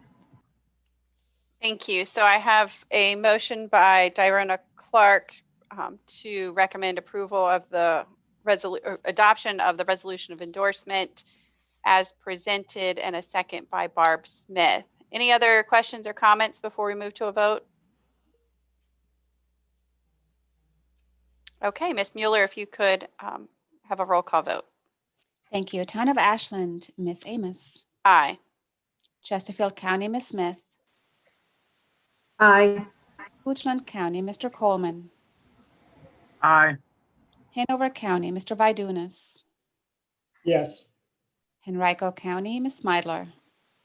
Aye. New Kent County, Ms. Leduc. Aye. Powhatan County, Mr. Chardine. Aye. City of Richmond, Ms. Clark. Aye. DRPT, Ms. Dubinsky. Aye. GRTC, Ms. Torres. Aye. Plan RVA, Mr. Parsons. Aye. Ride Finders, Mr. O'Keefe. Aye. And VDOT, Ms. McAdory. Aye. Thank you. That concludes the roll call for item number 8. Thank you. Item number 9 is Connect RVA 2045 update. Sulab, turn it over to you. Thank you, Madam Chair. Good morning, everybody. Today, I'll be giving you an update on the Connect RVA 2045 plan, which is the federally required long-range transportation plan for the Richmond region, and it's due for completion in October of this year. The TAC was last updated about the Connect RVA 2045 plan in June. So this graphics shows the process flow for the LRTP. We started with task 1, transportation needs assessment, in which we looked at the existing conditions, collected socioeconomic data, developed the regional travel demand model and other tools required for the plan, and then identified regional multimodal transportation issues for the plan. The process was completed and endorsed by the LRTP Advisory Committee in May of last year. The second task, task 2, the strategic direction, is in which we develop the vision, goals, and objectives for the plan. The vision, goals, and objectives was approved by the policy board last Thursday, and I'll circle back to it again. Parallelly with task 2, we are working on developing the regional transportation project alternatives based on the issues as identified in task 1. Staff is now finalizing the project list, which we'll be calling the universe of projects. Task 4 is developing the constraint list of projects. Staff have developed a performance-based project scoring and ranking process, which was endorsed by the LRTP Advisory Committee. Staff is also working with DRPT and VDOT to get the revenue projections for the plan. The plan is to finalize the constraint list of project and endorse it by the board by early summer. Once the constraint list of the project has been approved, we have to do the plan's evaluation, which is task 5, looking at the full implementation of the plan and comparing it with the no-build scenario, and looking like things like the mobility benefit or the accessibility benefit or the per capita spending of the plan. Finally, task 6 is adoption and is due by October of this year. So talking about strategic direction, the task objective was basically to develop the vision and goals for the long-range transportation plan. Also, along with the vision and goals, we developed the objectives and the performance measure within each goal, so that we could actually measure the achievement towards each goal and objective. So it was a long process. Firstly, it was introduced to the LRTP Advisory Committee, after which we went for public input, in which we conducted 3 surveys and got more than 1,500 responses, including almost 270 unique ideas for vision statements. Staff then synthesized these public inputs and took into consideration the federal requirement, which is basically looking at the 7 planning goals from MAP 21, as well as the 10 planning factors from MAP 21 and FAST Act, and develop the first stop recommendation. We had an interactive session with the LRTP Advisory Committee, and based on the LRTP Advisory Committee input, we finalized our first draft, which was presented to the policy board in an introduction session. At that point, the policy board authorized a formal public review period on the draft vision objectives, goals and objectives. That period was from December 4th through December 20th. We received a few comments from some individuals. Those comments were taken into considerations and reflected in the revised vision, goals, and objective, which was present to the LRTP Advisory Committee for their final review. And we had a couple of changes from the LRTP Advisory Committee. After that, we went for the Policy Board for adoption. The board did make a couple of changes, and with those changes, the vision, goals, and objectives were finally approved last Thursday. So this is the final version of the vision, goals, and objectives as approved by the Policy Board. We haven't distributed it yet, but I think we'll be distributing this to all of our committees, as well as will be posted in the social media. So as you can see, we have vision, which is the transportation system in the Richmond region will reliably and safely connect people, prioritize more equitable opportunities for all to thrive and live healthy lives, promote a strong economy, and respect environmental stewardship. So it's kind of short and covers many grounds. We have the guiding principles, 7 guiding principles, expanding what we have said in the vision. And then we have 5 goals. And within each goals, we have objectives. The 5 goals are safety, environmental land use, equity, accessibility, economic development, and mobility. And later on, we'll see that each goal also do have a performance measure, which will be used to score and rank projects. The third task, planning, as I mentioned earlier, is basically to convert the multimodal transportation needs and deficiencies, as we had established in task 1, into logical transportation projects. Staff develop the project inclusion guidelines so that we can screen out the projects best suited for the long-range transportation plan. In other words, regional projects. So we made some a list of projects which would qualify for long-range transportation plan, making our interpretation from the federal code, and that was approved by the Lrtp Advisory Committee. So now we are working with the project champions to develop and screen the projects. Project champions would, in other words, can be called as project applicants or the project administrator if the project would actually be built and implemented. And then finally, we will finalize what we are calling the universe of projects to be scored, ranked, and prioritized in task 4. So just to give you an update on the who are the project champions for transit, it's GRTC, RRTPO, as well as the localities. For park and ride, it's Ride Finders, RRTPO, localities. For active transportation, the projects mainly come from the active transportation work group, which is again represented by locality representatives as well as others from the region. Rail is basically DRPT. Airport related, correct, but I don't think we have any airport related projects. Freight, Intermodal, and Richmond Marine Terminal, it's RRTPO, VDOT, Richmond, and working with the Virginia Port Authority as well. System resiliency, RRTPO. And then for highways, it's basically the individual localities in which that particular projects fall in. If it's a multi-jurisdiction, interstate or freeway project, and then VDOT is the champion. For bridge, again, it's VDOT. For downtown expressway, it's RMTA. So task 4 programming is basically development of project scoring, ranking, and prioritization methodology based on the established project performance measures. So based on the goals and objectives, we have performance measures for each goals. We are opting for a performance-based measures, which is data-driven and transparent and doesn't lead to any subjective qualitative analysis as well as a personal judgment or bias.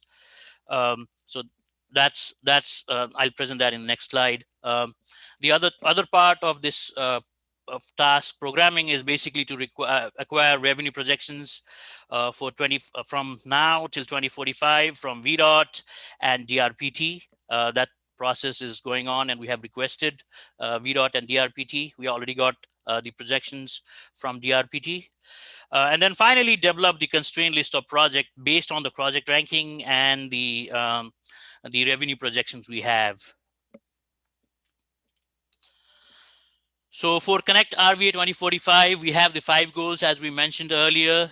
For each goals and objectives, we have the performance measures. Safety is weighted highest based on the public input as well as Lrtp advisory committee and staff recommendation. So it's 25%. Mobility is 15%. Equity and accessibility is 25%. Economic development is 15%. And land use and environmental is 20%.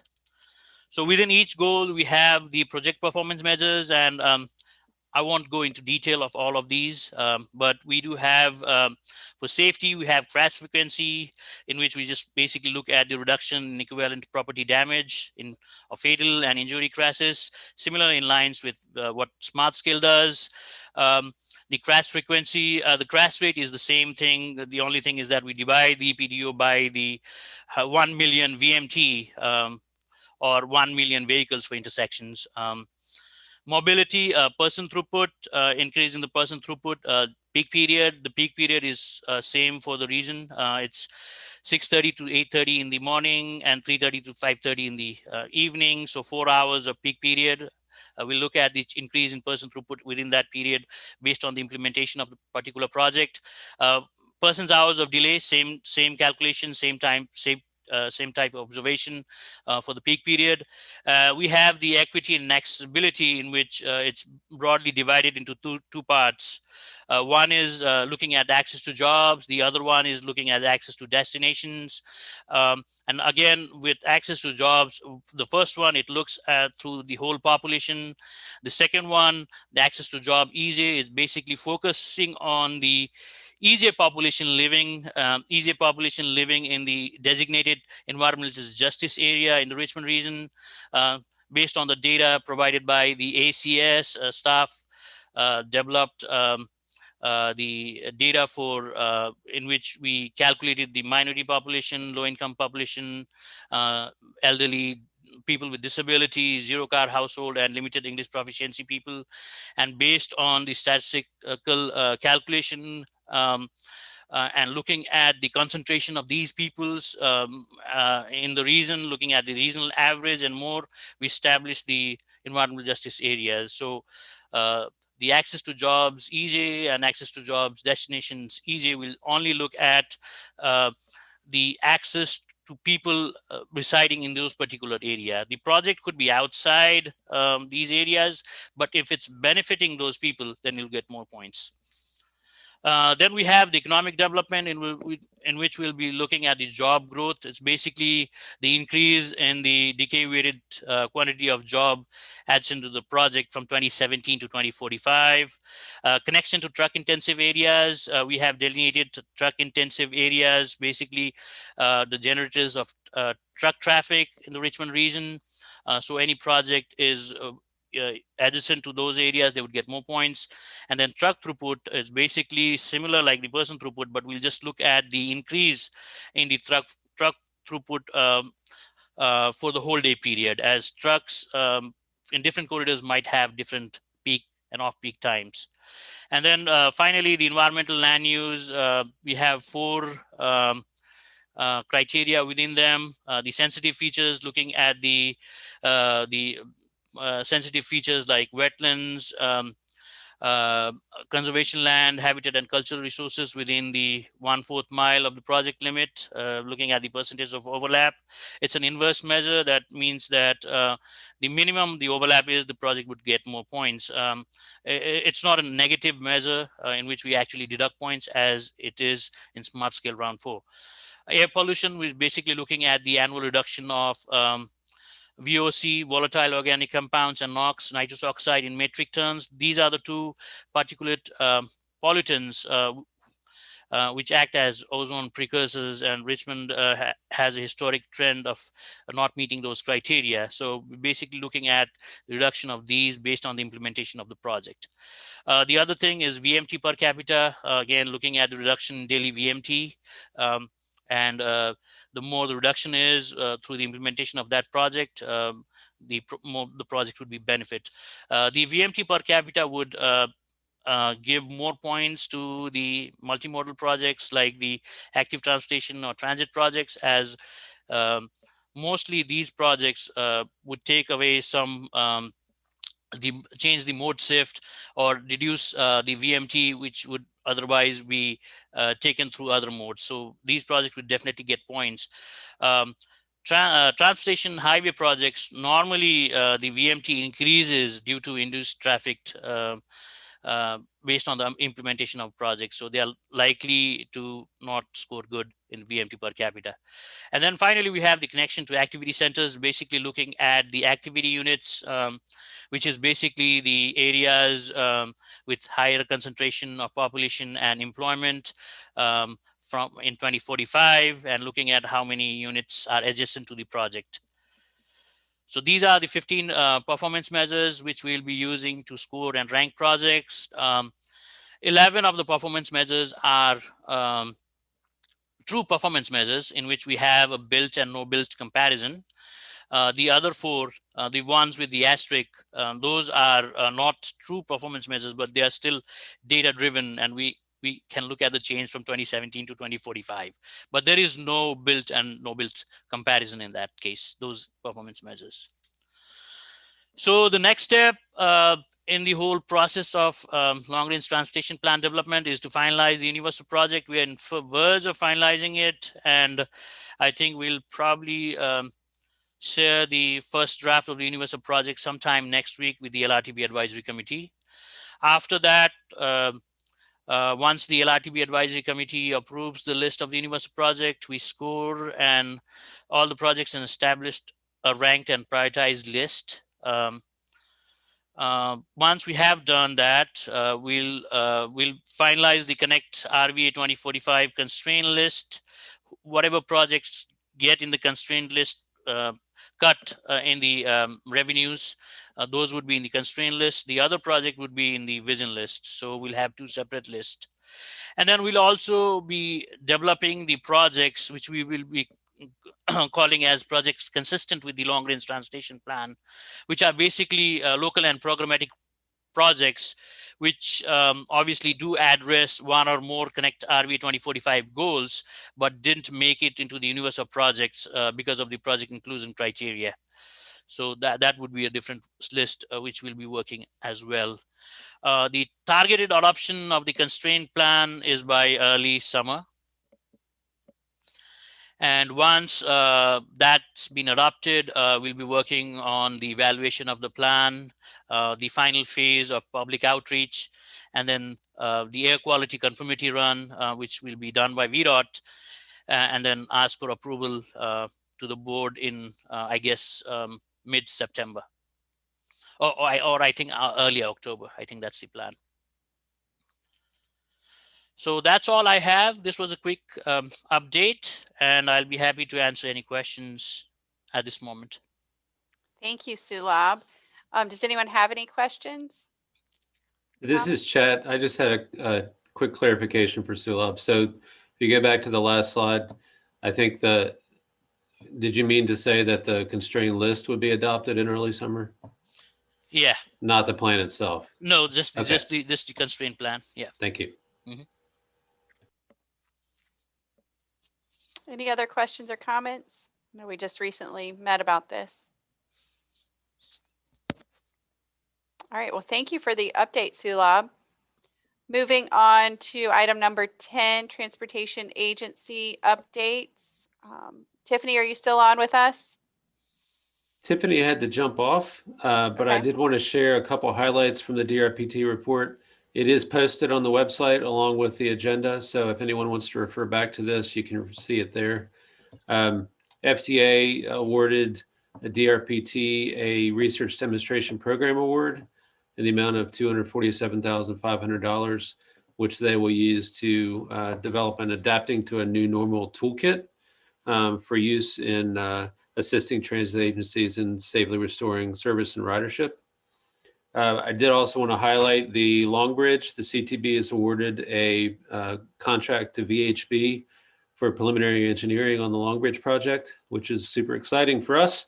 And the contract was bid in November, and they received 6 responses. As the state stands up the Virginia Passenger Rail Authority, the contract will be transferred to them when they have capacity to manage it. I think that's the big highlight. There are a couple bills and resolutions that are going through General Assembly, and the details are contained there in the report.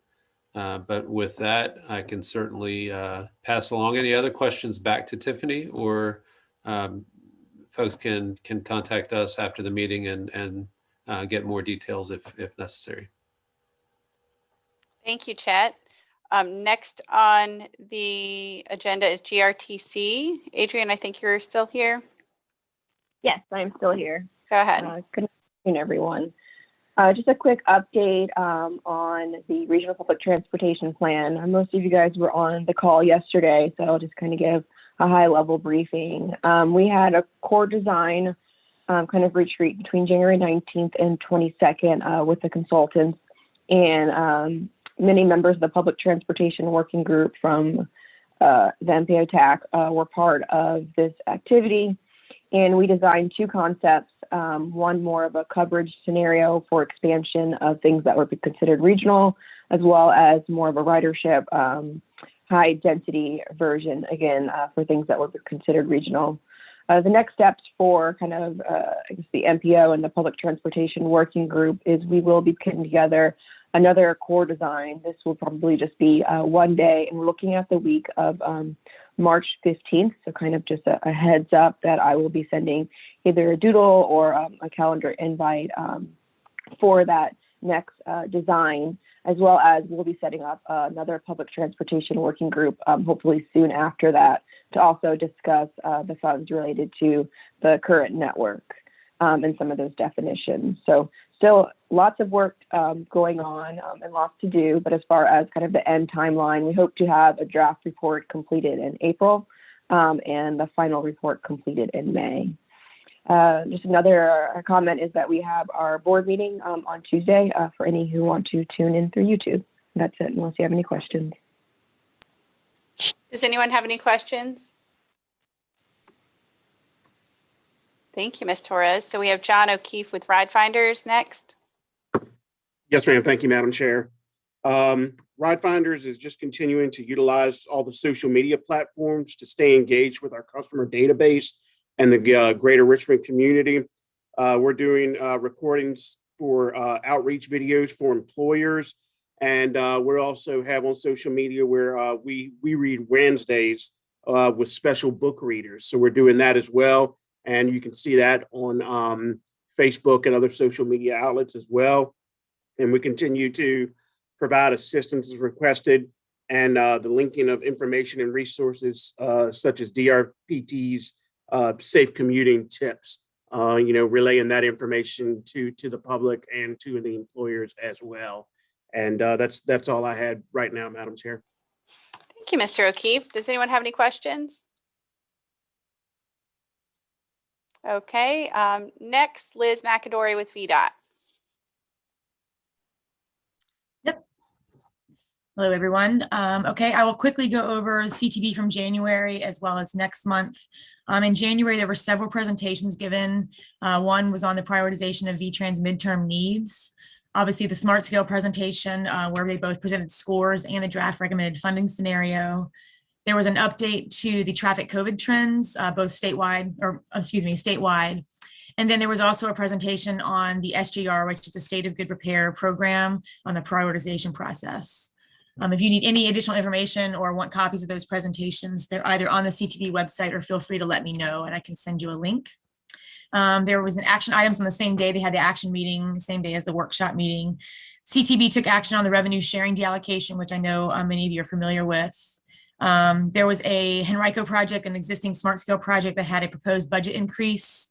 Then a piece of the project was canceled due to some, it was actually a good thing. It was due to some economic development proposals coming in Henrico. So the CTV was able to be flexible and reactionary and allow Henrico to move portions of a project along faster in order to align with that economic development project. The next CTV meeting is going to be February 17th. That's virtual, and both the action meeting and workshop will be at the same day. Starts at 9 a.m. As you know, Smart Scale round 4 we're going to thank you guys for all the questions that you gave in advance for Chad's presentation. That really helped him prepare and I think made the presentation and the discussion more meaningful this morning. So first, thanks for that. As you know, the scores and draft funding scenario were presented in January. We anticipate the CTV to take action this spring in time for the full update of the SYIP for FY 22 to 27. And we'll keep you posted. I'm not sure if that's going to be what month it's going to be, but once we know exactly, I'll let you all know. SIP development, there's no change from last month. We're still planning on a full SIP update this spring for FY 22 to 27, as I mentioned. And the revenue estimates and budget stuff is still under development for that. We'll give you more information once we have some more firm information. As far as the interstate studies, no change from last update, except for we are anticipating 95 and 64 public hearings to probably maybe not in March, but at least April, May, we'll have some spring meetings. So I'm hoping to come back next TAC meeting with some dates on that. And then there are currently no public meetings or willingness to hold public meetings for projects in the TPO area at this time. And that concludes my update, but I'm willing to answer questions or if you guys have anything else. Thank you, Ms. McAdory. Does anyone have any questions?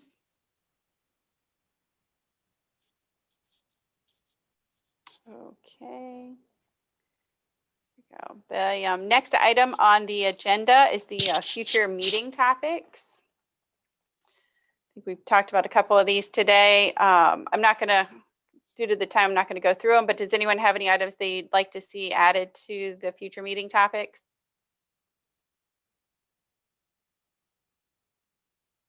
Okay. And the next item on the agenda, any TAC member comments, anything anyone would like to share that we haven't discussed today? All righty. The next meeting we have scheduled is March 9th. I'm sure I'll see many of you all between now and then. And if no one else has any other items, the meeting is adjourned. Have a great day, everyone. Thank you, everybody. Thank you.